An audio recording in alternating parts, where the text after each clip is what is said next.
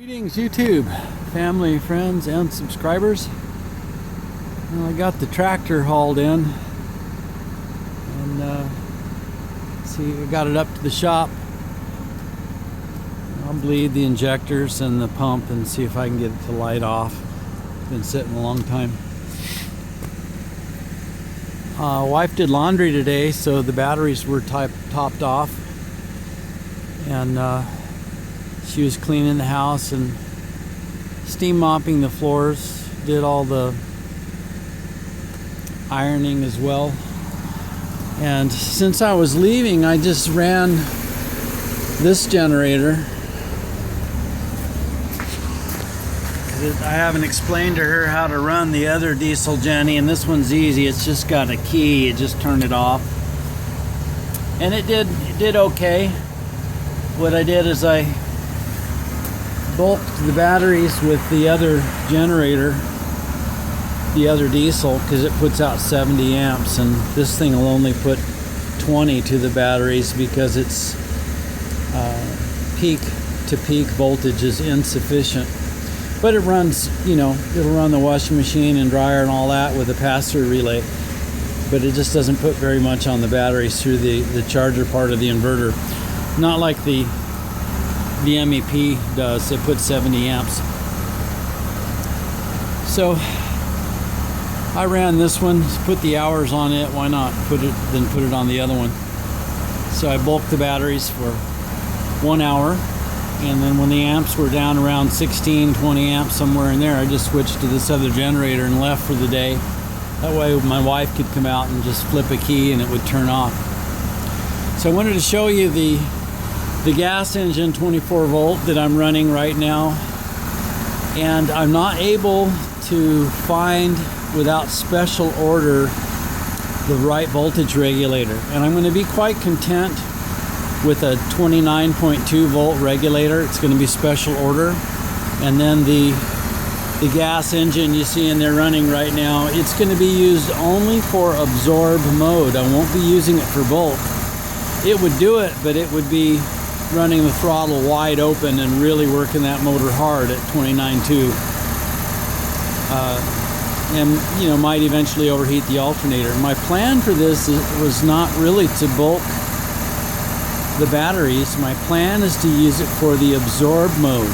So I'd use my diesel that puts out 70 amps, that'll do the bulk mode, run it for an hour and then turn it off, and then let this gas engine finish off the absorb mode and take it to float. But I need to get a higher voltage regulator for it. And I'm actually looking to mount a voltage regulator on that alternator that's going to have a knob on it, and it's going to be mounted remotely. So I can just turn a knob and I'd actually be able to have a 3-stage charger out of it. So that's what I'm working on. I've picked out the regulator that would do that, but it's about 104 bucks, so it's going to have to wait. So something else I can do with this setup that I have is, right now, that 24 volt gas generator, I'm using it as an inverter generator. So right now my batteries are full, but we've got a lot going on at the house still. Wife's down at the barn doing stuff, and I'm running this generator at 2,000 RPM, and it'll run a long time at super light loads, 15 amp loads at 24 volt. I get 6.5 hours out of 0.9 gallons doing that. So when the microwave comes on in the house, this thing will go up to 20 amps. When the microwave turns off, it goes back down to just producing enough power to maintain the battery bank, like it would work in your car. You turn the heater on or the air conditioner on or headlights on, the alternator compensates for that load. Well, right now this generator is doing the same thing. It's compensating for whatever demand is in the house, and it keeps the battery full at the same time. And it's doing it at 2,000 RPM, and it's a $99 motor, rather than running at 3,600 RPM and making all kinds of power that I really don't have a use for. So I'm experimenting with it because it was so inexpensive to put this system together. So I'll show it to you in there running, and show you the RPM that I'm running and the amps that it's producing right now, which is not very much because the batteries are full, or very close to it. So I just have one of these mechanical RPM gauges. It works right or left. It's got a little knob on it.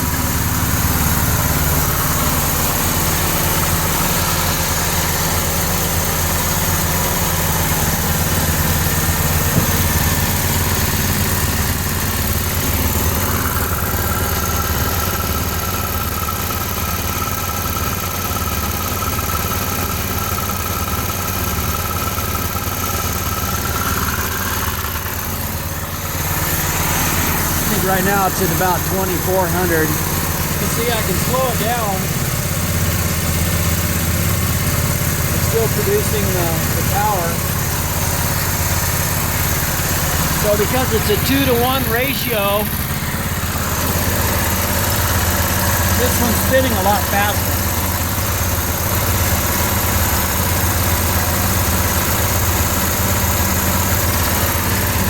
That's 4,000.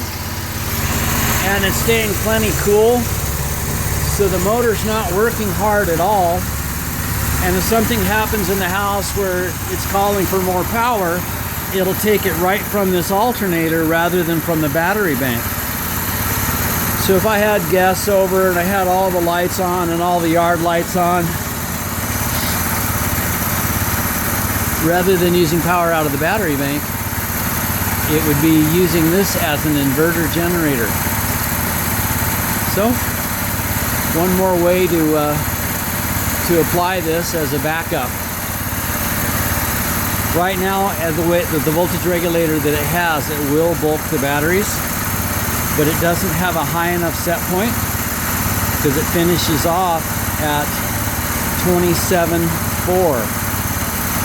It's supposed to be up to 28.2, but I haven't seen it, so I don't like the regulator that's in it. So it will put a lot of energy in the batteries, but it doesn't charge them as high as I'd like to. My absorb mode on my inverter charger is 30.5, and this is way short of that. So it's not really working out right now for absorb mode until I build a custom voltage regulator. So I'll walk you through that when I install it, put it on the wall, and I'm going to have a digital meter on the wall so I can look at it, and it'll have a variable regulator, and I'll put a mark on the dial, so basically have 3 set points: a bulk, absorb, and a float. Okay, I'm going to make another video here shortly on that MEP on how to install the automatic voltage regulator, pulling the stock one out and the rheostat out. I'm putting in a very stable digital voltage regulator. Probably going to do that tomorrow. So I'll just post this video for anybody that's interested in. I'll just call it generator stuff. You guys have a blessed day.